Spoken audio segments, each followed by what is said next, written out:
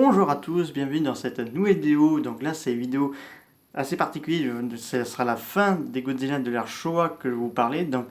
Je vais vous parler de ce beau film réalisé par Inoshiro Honda. Donc, qui sera le dernier Godzilla de l'ère Showa réalisé par Honda. Là, ce sera la fin de cette trilogie. Voilà. Nous allons parler de ce film. Donc pourquoi ça a eu autant mitigé, mais malgré que ça a été un bon résultat malgré tout. Là, c'est Honda qui va réaliser un nouveau film Godzilla. Donc il était question de faire la suite à Godzilla vs Mechagodzilla de 1974. Donc là, le film s'appellera Mechagodzilla no Kyatsu. Donc en français, ça veut dire Mechagodzilla contre-attaque ou la revanche de Mechagodzilla. Le titre anglais c'est Terror of Mechagodzilla. Il a été connu son nom, c'est Terror of Godzilla, mais c'était Mechagodzilla qui était la terreur. Le film, ça se passe après les événements du premier. Là, on a un groupe de police et des forces secrètes qui sont à la recherche des dépouilles de Mechagodzilla pour éviter qu'il soit à nouveau construit pour conquérir le monde, mais plusieurs personnes ont déjà récupéré, ils ont déjà préparé le plan de contre-attaque. Donc il s'agit des extraterrestres du trou noir qui veulent reprendre leur revanche pour se venger de l'humanité et de Godzilla. Donc ils reconstruisent Mechagodzilla, mais ils font une alliance humaine. Donc ils font l'alliance avec le docteur Mafun, un professeur japonais qui a été rejeté de la société parce qu'il a éprouvé qu'une créature préhistorique existait, donc il s'appelle Titanosaurus. Là, il faut savoir qu'au départ, que Titanosaurus devait être une fusion entre deux dinosaures. Il serait permis de créer cette créature, mais ça ne se fera pas, ça se fera directement Titanosaurus, le kaiju qu'on connaît déjà. Donc un créateur aquatique avec sa queue qui peut secouer, qui peut provoquer des ouragans gigantesques, des tornades et tout ça. Mais il est contrôlé par une fille cyborg, dans la fille du docteur Maffen, qui a eu un grave accident au cours de l'expérience de son père quand elle était jeune. Et pour aider le début de l'Alliance, les Martiens l'ont sauvée et ils l'ont fait une fille cyborg. Donc une petite idée pour Arika Toriyama pour la saga des cyborgs de Dragon Ball Z. Parce que j'en suis sûr qu'il a regardé ce film pour faire Dragon Ball Z de la saga des cyborgs, personnellement. Là, les Martiens envoient Mechagodzilla et Titanosaurus contrôlés par Azusa qui va contrôler les deux parce qu'elle va avoir un nouvel accident lors d'une attaque de la nuit lorsqu'elle a envoyé Titanosaurus à attaquer une côte japonaise. Donc elle va se faire tirer dessus et tomber dans l'océan. Titanosaurus va la sauver. Là, Godzilla va affronter cette fois-ci seul Mechagodzilla et Titanosaurus, mais il sera accompagné par les humains.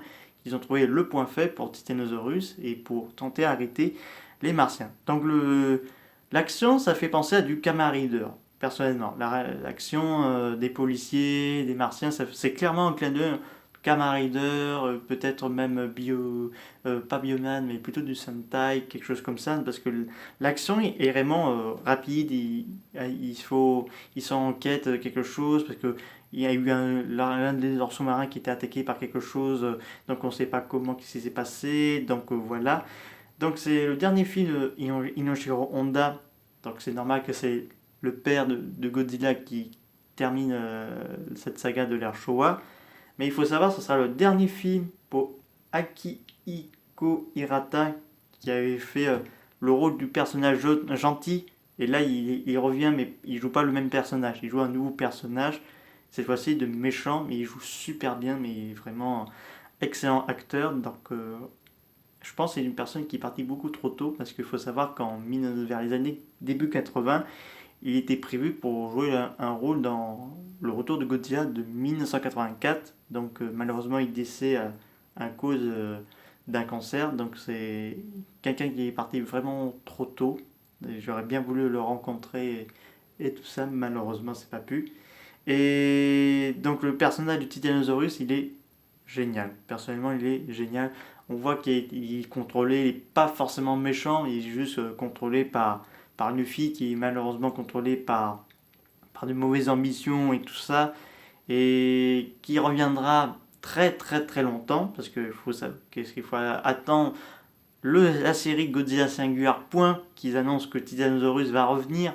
Donc beaucoup de fans avaient adoré ce kaiju, ils étaient tristes qu'il n'a pas pu revenir, qu'ils ont supplié le Monsterverse et le faire ramener et tout ça.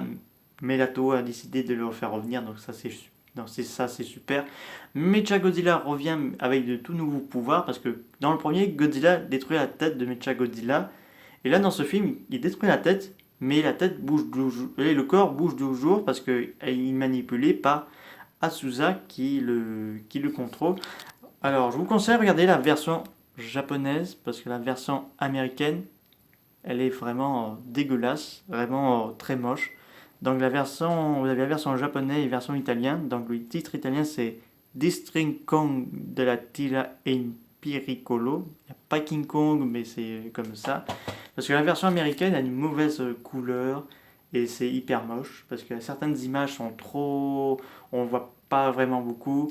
Et, et la version américaine, ils ont trop coupé trop de scènes. C'est ça qui m'a dérangé la version américaine. Ils ont coupé trop de scènes. Alors, de toute façon, j'ai classé celui-là, la version américaine, le pire des sorties américaines. Parce qu'il faut savoir que tellement ils ont coupé de scènes, l'une d'entre elles, parce qu'il y en a tellement, il y a des scènes qui ont été coupées quand les extraterrestres opèrent Katsuza, on voit ces seins visibles. Donc dans la version américaine, ils ont coupé cette partie-là parce qu'apparemment ça a dit c'était trop choquant, il ne fallait pas choquer les publics et tout ça. Excusez-moi, les Américains, vous faites un peu des films assez choquants à la fin des années 60 70 et début 80, donc je vois pas qui est choquant. D'ailleurs, dans la version américaine de Gamera sur Guiron, où Guiron coupe la tête de Jaios, cette scène-là a été coupée parce que ça a été jugé trop violent. Qu'est-ce qu'il y a de violent? Vous êtes pas violent, et vous les Américains, enfin, je dis rien. Donc, donc le film, regardez-le en version japonaise parce qu'il est génial, parce que surtout la musique d'Akira Ifukube, elle est vraiment au top. Parce que là, il compensera encore pour les Godzilla à venir, mais c'est vraiment au top. Surtout la musique de fin où on voit Godzilla sur l'océan qui part avec le soleil couchant, c'est vraiment magnifique. Le thème de Mechagodzilla, excellent. C'est vraiment super bien, c'est vraiment bien foutu. Le film, même s'il n'était pas reconnu le gros succès tant attendu, ça a eu quand même, c'est l'un même des préférés des fans aussi sur le film, parce que donc là c'est vraiment génial. Donc le film est sorti en plusieurs titres, mais avant, je vais vous montrer le poster original du film. Donc Mechagodzilla no Kyatsu avec les trois personnages principaux. Ce personnage-là, il avait déjà joué dans Godzilla vs Megalon, parce qu'il me semblait bien que lui, il avait joué dans Godzilla vs Megalon. Donc la belle affiche japonais, donc Godzilla qui affronte Titanosaurus et Mechagodzilla. Donc il faut savoir que le film est sorti chez nous en plusieurs titres, parce qu'il y a eu droit à plusieurs sorties, non seulement en DVD, non seulement en cassette, en VHS et dans le cinéma. Donc en sortie au cinéma, le titre c'était Les Ogres de l'espace, donc Mechagodzilla et Titanosaurus, mais c'est un kaiju terrestre. Et en VHS, le titre c'est Les monstres du continent perdu, donc voilà, donc un continent mystérieux, et Affect Holocaust. Donc c'est un peu des titres bizarres, je veux dire. Par contre, je crois qu'il y a déjà eu un autre titre des monstres du continent perdu, c'était utilisé pour War Gargantulas, qui était sorti chez nous en 1966, je crois. Et ce film est arrivé aux États-Unis en 1978. Donc je vous laisse imaginer que le film date de 1975 et ils ont rematérisé dans une version dégueulasse. Personnellement, je préfère cette version-là.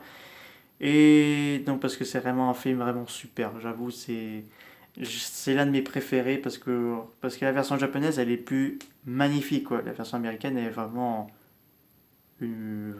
pourrie. C'est poubelle la version américaine, poubelle.